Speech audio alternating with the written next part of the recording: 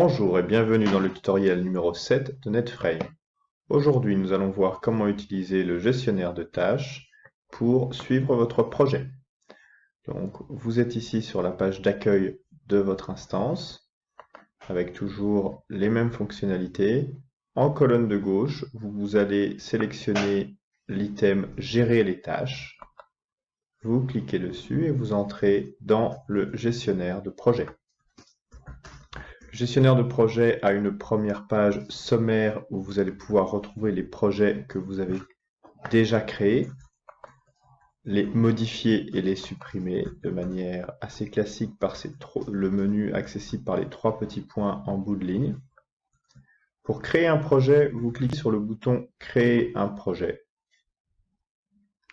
Vous faites ensuite face à un écran vous permettant de sélectionner les caractéristiques de votre projet.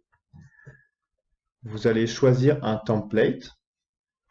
Donc un template est un gabarit qui va préformater votre projet. Donc les colonnes vont être présélectionnées, vous permettant ensuite de mettre un nom à votre projet. Par exemple, test 1 dans la ligne nom. Ensuite, vous décidez sur quel groupe vous souhaitez publier votre projet et en tant que quelle personne. C'est-à-dire en tant que le groupe ou en tant que votre identité utilisateur. Ce point est particulièrement important puisque ce sont les droits d'accès qui sont liés au groupe sur lequel vous publiez qui vont être ensuite reportés comme droits d'accès au projet. Donc si quelqu'un est modérateur dans le groupe égalité homme-femme, il sera aussi modérateur dans votre projet. Vous cliquez ensuite sur sauvegarder. Votre projet est désormais créé. Vous êtes donc renvoyé sur la page sommaire de l'ensemble des projets existants. Vous retrouvez ici votre projet test 1 que vous avez créé. Donc vous avez ici le tableau de suivi de votre projet avec en colonne la tâche qui signifie ce qu'il y a à accomplir, l'utilisateur que vous allez assigner à cette tâche que vous pouvez changer assez facilement en cliquant sur le nom et en recherchant l'utilisateur à qui vous souhaitez assigner cette tâche. Vous avez ensuite les statuts de la tâche, c'est-à-dire est-elle à faire, en cours ou terminée. Et enfin, la date limite à laquelle cette tâche doit être exécutée. Par exemple ici, le 18 mars. Vous pouvez ensuite joindre un document.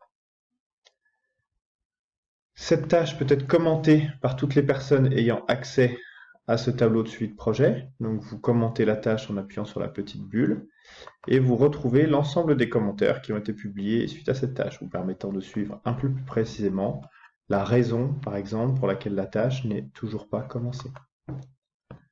Vous pouvez rattacher cette tâche à une autre tâche de niveau supérieur, la dupliquer ou la supprimer.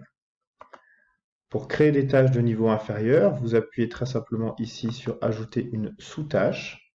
Vous définissez la tâche de rattachement et se crée ensuite dans votre tableau une sous-tâche, comme ici. Donc, vous voyez, la typo est un tout petit peu plus petite. Et donc, vous avez simplement un tableau qui se construit avec des tâches principales et des tâches secondaires. Nous allons maintenant voir comment créer un template, un gabarit de projet.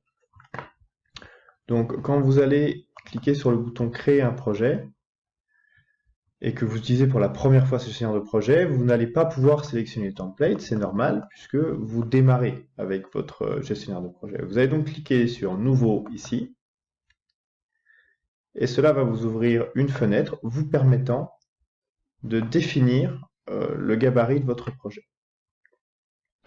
Par défaut, est cochée la case « Gestion des tâches ». Que signifie cette case « Gestion des tâches » qui est extrêmement importante?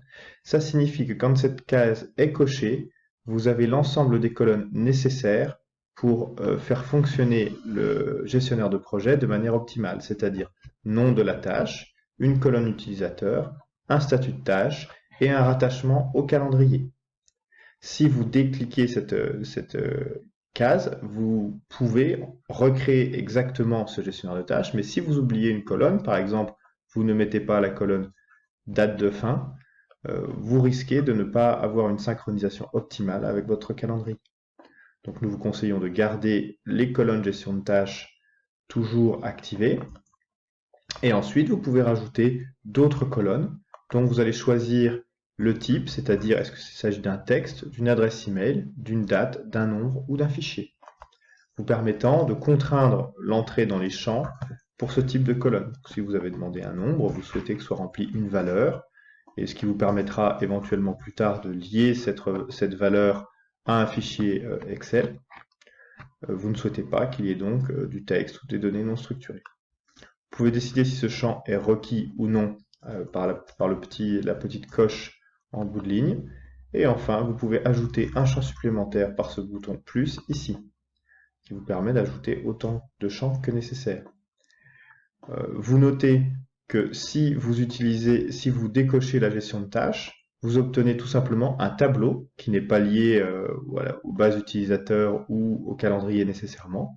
Rien ne vous empêche d'utiliser le gestionnaire de projet comme un simple tableau avec des colonnes que vous souhaitez remplir. Donc ici, je vais enregistrer mon template, projet type 2, dans lequel j'aurai donné un certain nombre de types de champs. Un certain nombre de colonnes supplémentaires, pardon, donc je vais les appeler test 2 et test 3. Je sauvegarde. Dans ma sélection de template ici, ils n'apparaissent pas immédiatement. Je peux rafraîchir en appuyant sur F5 s'ils mettent trop de temps à apparaître. Et j'obtiens mon deuxième gabarit de projet, mon deuxième template ici, que je sélectionne. À noter que si vous souhaitez faire des projets plus complexes où les lignes sont également précontraintes, vous pouvez nous contacter et nous faisons des modèles précontraints un peu plus complexes, vous permettant d'immédiatement passer à la phase d'usage de vos templates et de ne pas passer trop de temps à les configurer. Vous avez noté, si nous revenons, pour revenir à la page, à la liste des projets, vous cliquez toujours dans la colonne de gauche « Gérer les tâches ». Vous noterez ici les trois petits points en bout de ligne qui vous permettent d'éditer les gabarits que vous avez déjà mis par le bouton « Éditer les templates » qui va vous permettre d'arriver sur un menu de paramétrage et d'édition des templates que vous avez déjà créés. Donc par exemple projet type 2, en bout de ligne, vous pouvez les modifier, les supprimer, ou vous pouvez créer un template depuis cette page. Vous avez probablement remarqué que dans les projets, vous pouvez avoir également des documents qui sont ajoutés. Dans la colonne documents, si vous rajoutez une colonne documents, vous allez pouvoir ajouter un média. Donc par exemple ici, je clique sur le bouton ajouter, je sélectionne mon document que je souhaite insérer. À nouveau sélectionner cette image que nous avons déjà utilisée précédemment. Comme d'habitude, l'importeur de fichiers fonctionne exactement de la même manière. Et vous pouvez ici décider de créer un circuit de validation de manière très classique. Ce circuit de validation, vous allez pouvoir le faire apparaître dans votre tableau.